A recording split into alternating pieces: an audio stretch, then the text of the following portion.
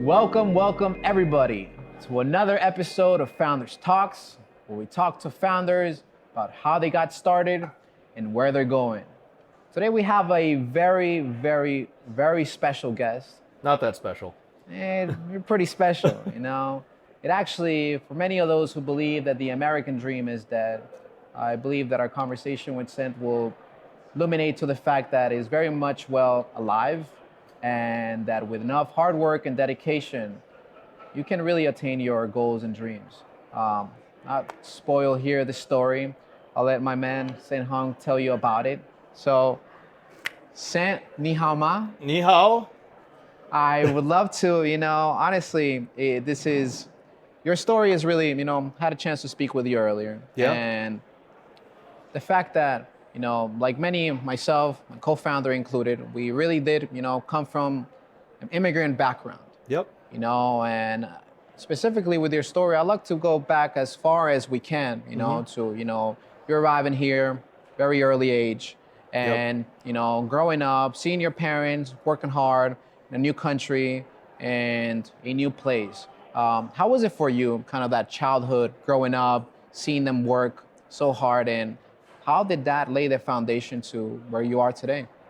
Well, childhood, wow. I didn't know we were going to get into that. But I came here when I was 3 years old. I was born in Taiwan, flew here alone to meet up with mom and dad, and grew up in the suburbs of New York, Westchester, and went to school where there are probably only, I don't know, 5 or 6 Asian kids out of a school of almost 1,000, and it was just very different. It was tough. I mean, I grew up in the 80s. I'm in my 40s now, so I'll be honest with you. I mean, not to get too controversial, I still remember second grade where my teacher told me that you're not an American citizen, so everybody will stand up and pledge their allegiance to the flag. And Saint, you sit down because you're not an American citizen. And I went back and, I asked about it, and they're like, that's just what it means to be an immigrant in America.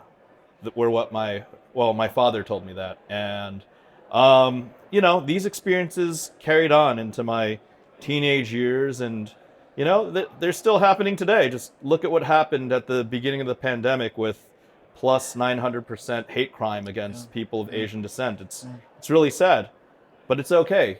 The immigrant mindset is that we're here to have a life for ourselves, make a future for ourselves, and this is still the best place. This is still the land of opportunity, despite what some of the younger people might say. And if you work hard, you can make it. It's almost like, it was the adversity you faced in childhood. It was almost like the perfect preparation to the entrepreneurial journey. A little bit. The entrepreneurial journey, thankfully I had a good amount of time. I had the paper route and a couple other odd jobs early on, but I really got my start in corporate America through an internship with one of the bigs, Morgan Stanley Dean Witter, and then my supervisor moved to Merrill Lynch, and I went there with him, which is now the investment arm of Bank of America. So yeah, I got to see investment banking, or the investment banking world, from the very bottom level, the associate stockbroker level. And I said that there was no net benefit that I was providing. I was making phone calls, selling them on whatever stock was the pick of the month at the time, or, there's this bundle of assets that you could put your money into, and that money is going to become more money, and just didn't resonate with me. So instead I went into payments, which was something I found a lot more meaningful. And I'm sure you can say the same, because we're in the same industry now. We're in fintech, right? Absolutely. So, I guess we fast forward a little bit here. Yep. You go into investment banking, rolling up the sleeves. A lot of people, when they picture IB, is 100-hour weeks, grinding away.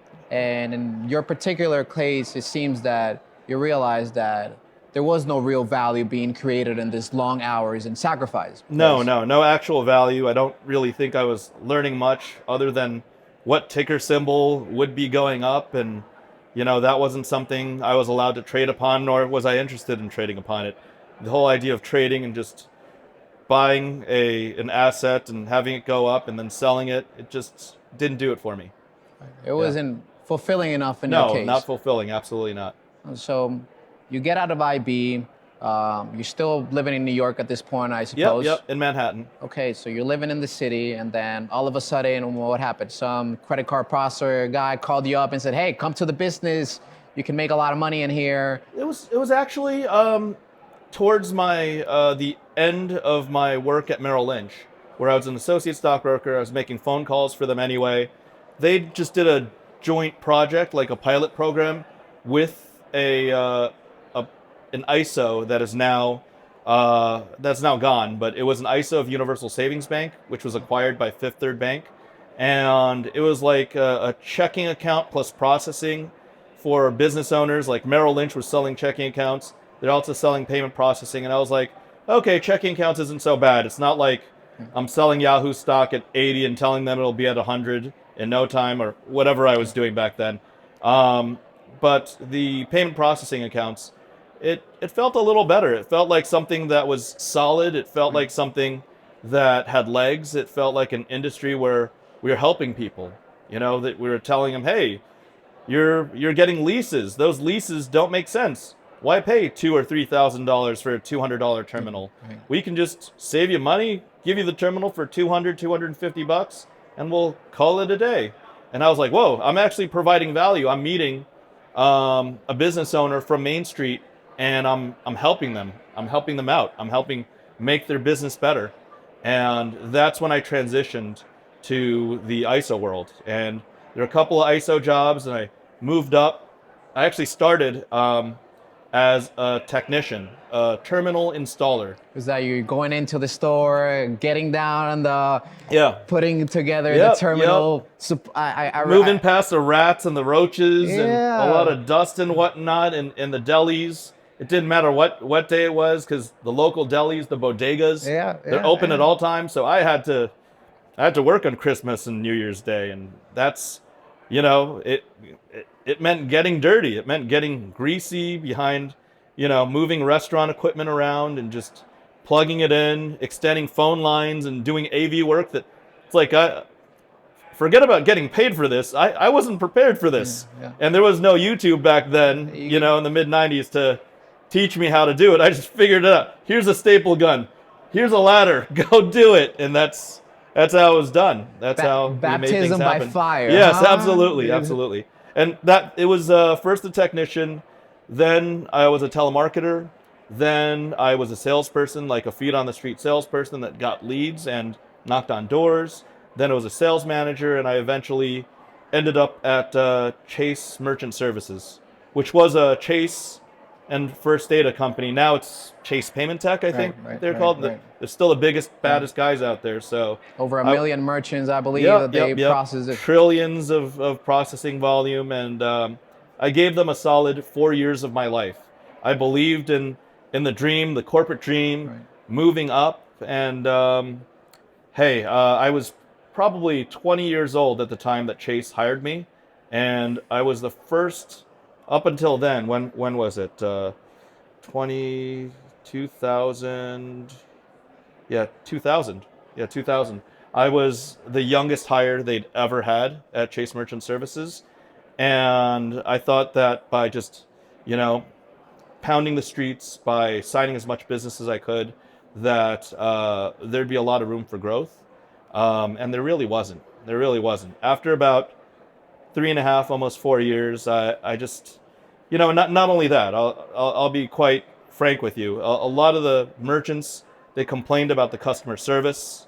Sorry, I hope, don't sue me, Chase, legal department. I'm just saying it actually happened. But, a lot of my merchants, the Latin American merchants, the Asian merchants, they're like, oh, I call in, I can't talk to anybody. I'm talking to robots. Sometimes I get to leave a voicemail if I'm lucky, and nobody ever calls me back.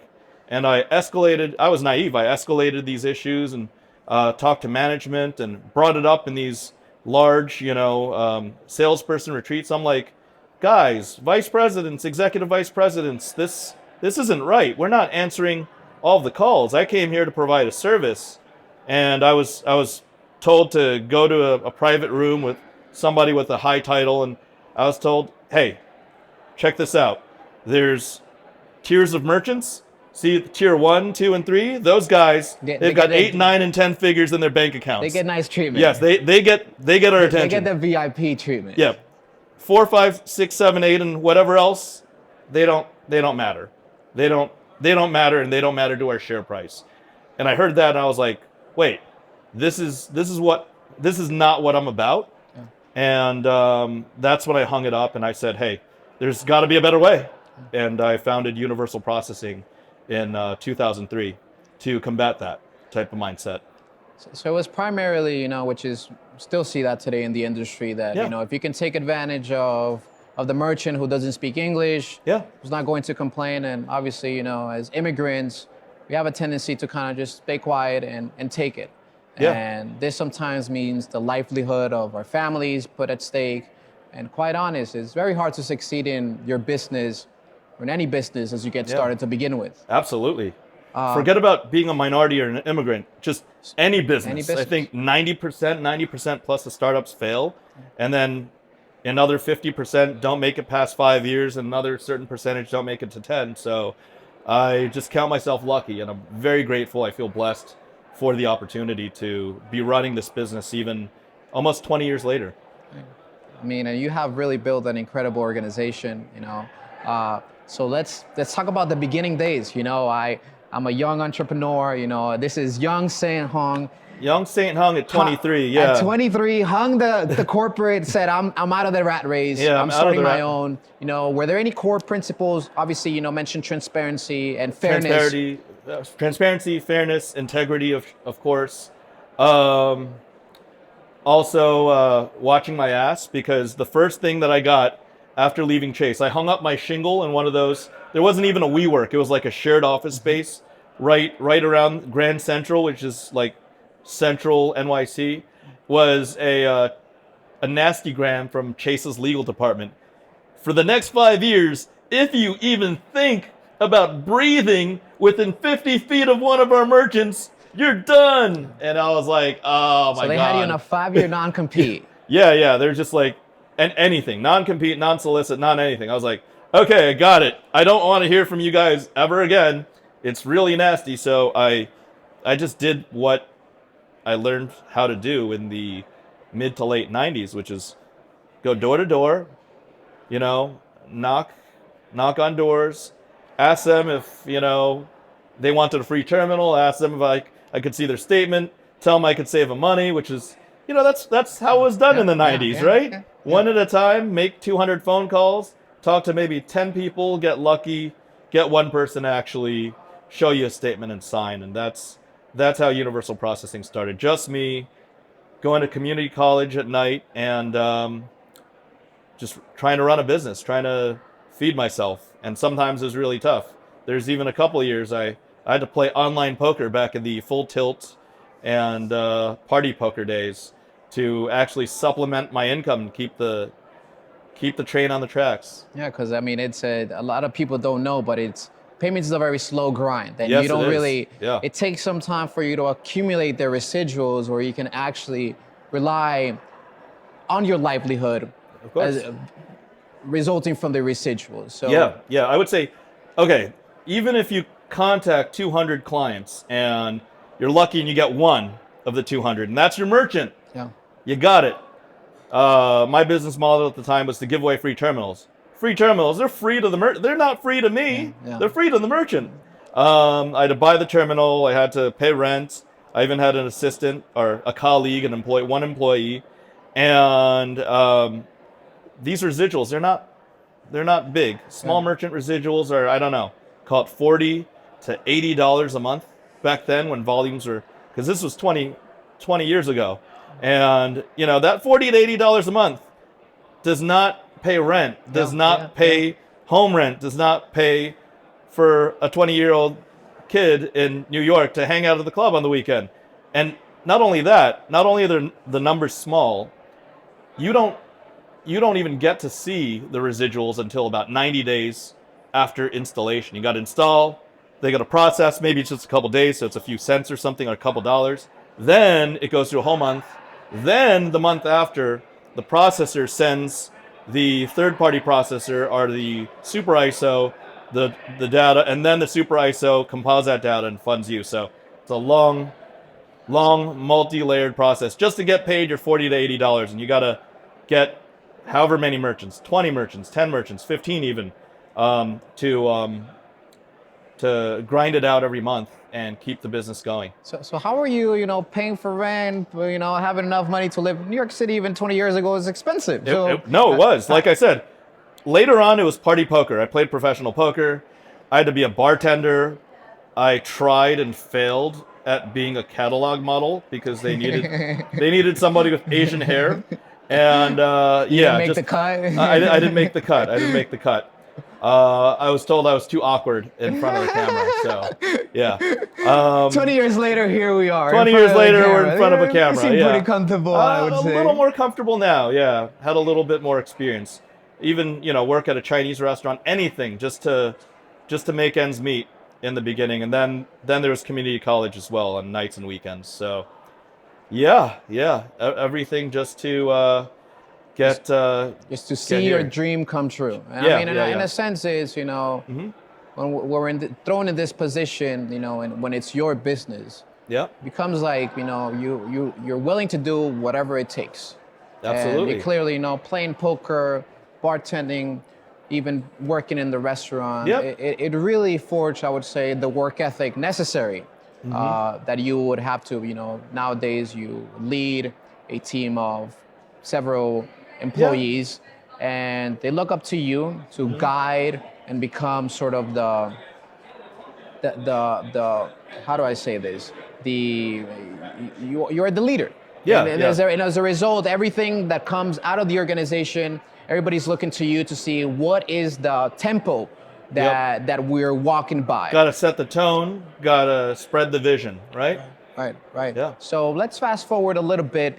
Struggle playing poker, trying to just make ends meet. At what point would you say that you're consider these years the years where you're pushing the ball up the mountain, like Sisyphus, right? And then the ball sometimes rolls all the way down. Right. And at some point, you hit that top, and now everything starts coming down. Speed now, people know who Sent Hong is in the industry, in the community. And I can imagine even in New York City was very competitive in this space. So how was it, that transition from, eating kind of, the ramen diet, grinding it out to this is, hey, now I can finally dedicate my full time to universal processing? Wow. I mean, you never get past the mountain. And I think these recent events have taught us that boulder can go all the way down. You have to start again with the pandemic. But I gotta say, it's probably around 2012, 9 years ago, when we did our first transaction. I don't know if it was the right thing to do, but we did it, and I don't regret that we did it. We sold out our entire portfolio to one of the bigs that we were submitting our business towards, and that represented close to 90% of our monthly income. Right. However, we funded almost all of that money back to the growth of the company and just reincorporated our company. It was called Universal Processing Solutions, then it became Universal Processing LLC. And then we literally started from zero, started with nearly no residuals. Zero merchant count. And then, but we had a vision and we knew what our budget was. And this was 10 years into the game. The first 10 years was to learn how to actually operate the machine. The second was just to do it again, do it better with the right funding. And that was 2012. That was just 9 years ago. And then we hired employee number, we were probably like me and three employees, employee number 4, 5, 6, and then we just scaled up, and now we're at triple digit workers throughout our organization. Coming from just a handful of employees to triple digits employees, Hmm. as a founder and leader, Yeah. you maintain this vision for quite a long time. How do you share that vision and ensure that that vision is executed amongst employee? Obviously employee number 1 and 2 is very easy. It goes all the way down to employee number 100. And It's tough. It's tough. We went from 5 to 10 to 20 to 35 employees. Then we dropped into the high 20s. Then we went up to 50. Then we went down again. It's a little tug of war because I think that the most important thing that a CEO can do is to select the right people, to build relationships with the right talent, and to really be just yourself about that mission and vision that you have. You don't want to sell or impress that mission upon other people. You want them to say, hey, I believe in what you believe in, and I want to join you on your quest. And there's some times in there where we just hired too many people, and it turns out they weren't really about the mission. They were about money, or they were about themselves, or they're about getting a nice job in the city, Yeah. and or they're about getting any source of income whatsoever, and they weren't about the mission and the vision. And those people eventually they filter themselves out.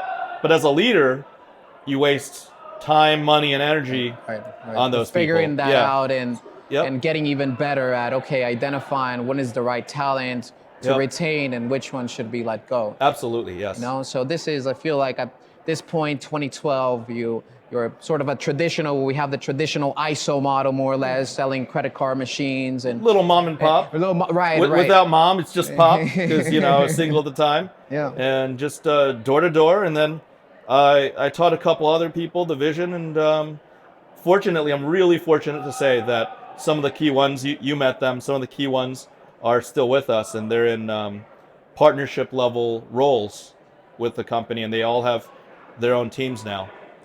Which is significant. I mean, I feel like as part of leadership is necessary to empower Yeah.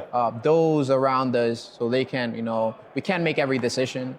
And We don't want to make every We don't want decision. to make every decision, Yeah. right? It's almost like I remember earlier that we always want to surround ourselves with people that are smarter than us. You never want to be the smartest man in the room. Absolutely. You And- you never even want to allow yourself to think that you're the smartest person in the room, because at least that's my perspective. I try to stay quiet, observe, and learn as much as I can, read as much as I can from others before talking about me. And funny enough, we're here talking about me. So It's more about you and the vision the company you Yeah, have built absolutely, so far. absolutely. So now let's fast forward to today. Now Yep. you guys have evolved from the traditional ISO model, selling someone else's POS, and Yep. now you guys have invested into not only your own software solution for POS, but also Yeah. even in marketing to facilitate Yep, yep. marketing avenues to merchants, which at the end of the day, it's almost evolved to go beyond just payments, and now you're almost a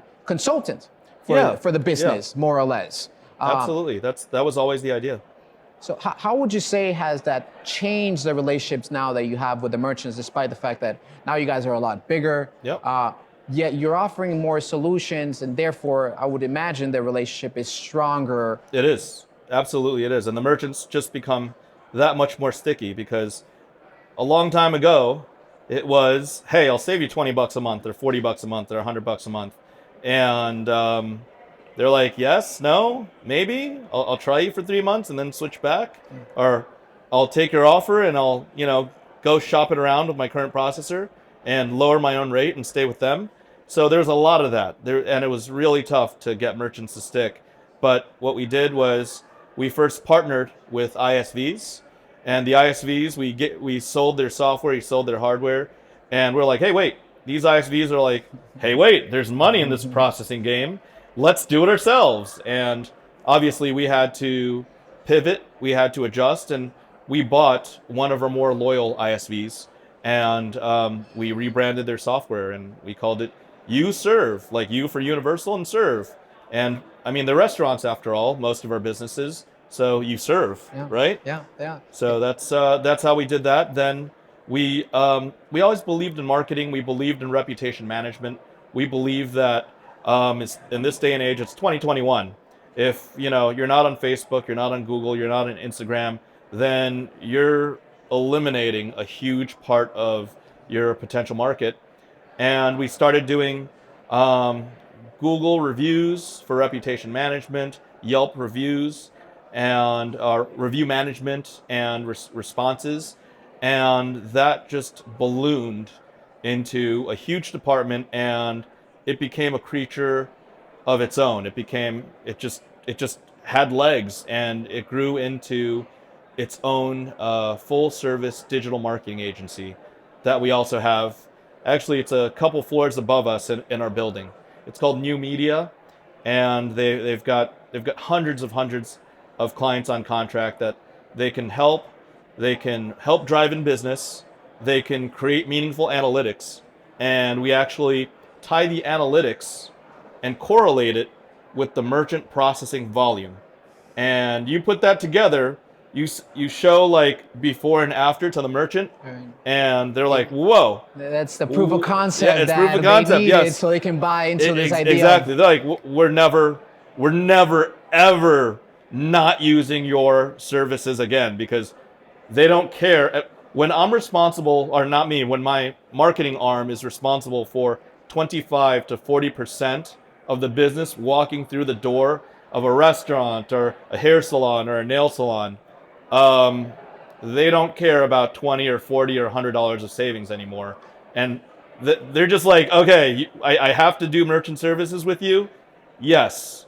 Okay, I guess I have to do merchant services with you because your marketing services represent a significant portion of my business. Right. And it becomes, once the power of habit, once you've been exposed to it, Yeah, yeah. you cannot go back to the way you were doing business before. And, Absolutely. um, Absolutely. I'll ask you one last question that we always ask to all of our guests. And, Yeah.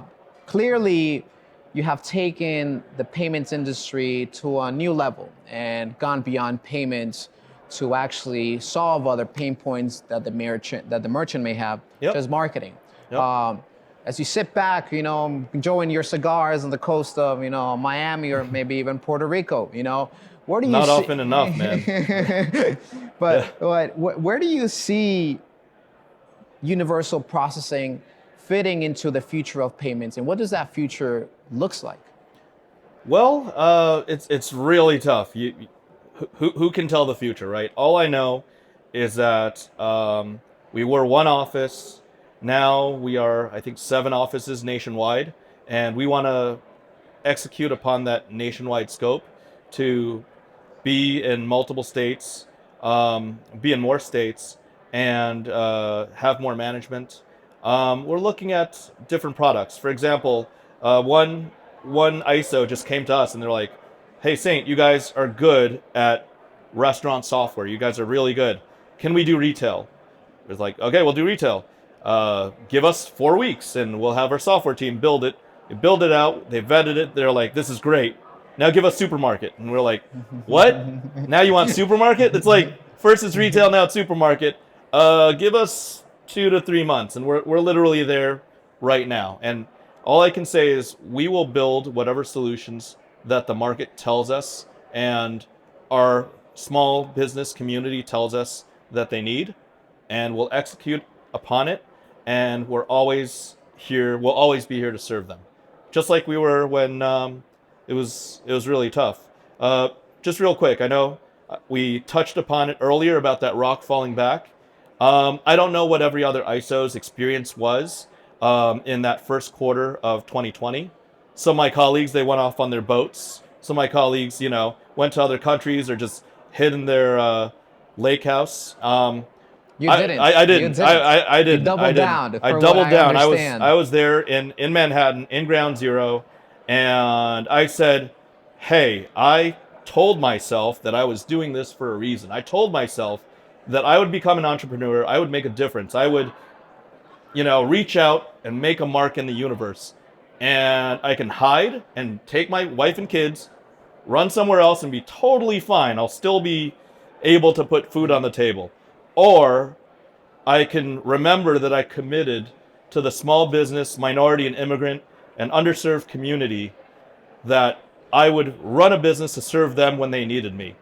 And what I did right when COVID was out, right when Manhattan was ground zero, was first I sourced 5 figures in KN95 masks. I went hospital to hospital, gave it to as many hospitals that needed, and every hospital needed as much as they could get. Yeah. Right? We tried 1,000 here, 1,000 there, 2,000 there at the big ones.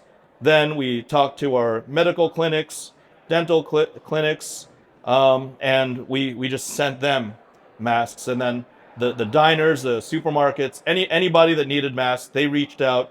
We would just send it to them. No charge, no questions asked, just here, how many do you need? Two boxes, 3 boxes? It was always as many as we could get, but it was like, is 2 boxes okay? Okay, we'll take whatever we can get. And that was what I think late March and April looked like. May was, hey guys, salespeople, don't worry about selling anything. Call every single merchant that has ever come through these doors of universal processing. Call every single merchant that we have ever solicited, even if they're not our existing merchant. Call them. Do your research, figure out what state they're in, figure out what the laws are in those states, figure out what relief funds, figure out what type of government loans were there.